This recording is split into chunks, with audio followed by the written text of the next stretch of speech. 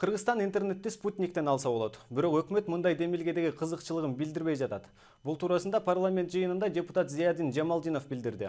Эл өкүлү Тазабек Икрамов келерки жылы интернетке туташтырылуучу 620 мектеп кайсылар экенине кызыкты.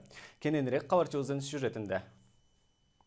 Кыргызстанда 2218 мектеп бар. Билим берүү министрлигинин маалыматында анын 1525-inde интернет жок. 620 мектепти интернетке кошуу үчүн 163 миллион сом бюджеттен каралган. Депутат Тазабек Икрамовдун айтуусунда министрликтин алдындагы атайын комиссия 6 сунуштун ичинен эч кимге белгисиз компанияны 89 миллион сомго баалагандыгы үчүн тандап алган. iSpace ЖЧК компаниясын тандап алган. Урматтуу Ашырбек Мойдунович, ошол жогоруда айтып жаткан 620 мектеп. Кайсы мектептер?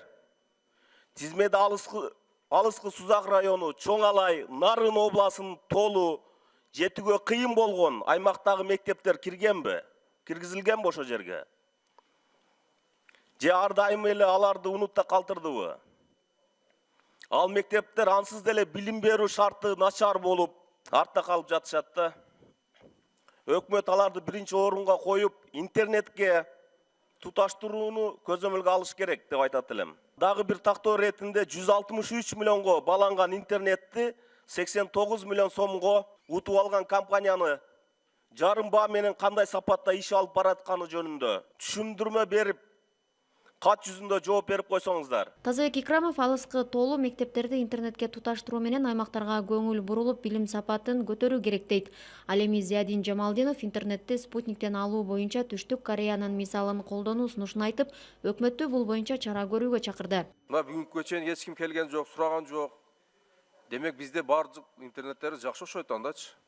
Анда эмне кылат мына депутаттар көтөрүп мына жерлерде мектептерде интернеттер жок деп. Ошол проект мына Кыргызстанга бизге төп келе турган проект экен. Себеби дегенде ушу Толу аймактарда орното турган антенналар экен да. Бирок эмнегедир мынакей өкмөт тараптан кызыгуу жок. Кыргызстанда интернеттин баасына байланыштуу маселе казак тарап бааны 2 эсеге көтөрөрүн айткандан кийин башталган. Бул маалыматтан кийин интернет колдонуучулар арасында нааразычылык күчөгөн. Кыргызстандык интернет провайдерлери бааны көтөрбөй турганын, бирок анын таралышы жайлай турганын эскерткен. Ушундан кийин кыргызстандыктар бир гана Казакстандан интернетти алары жана казак тарап кааласа аны бербей кое турганы.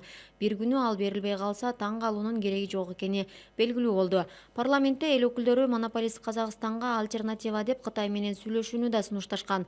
Өкмөт бул боюнча сүйлөшүүлөр жүрүп жатканын айтканы менен азырынча Казакстанга альтернатива таба элек. Бурулай Пусурманкулова, Руслан Сабатаров, Сентябрь.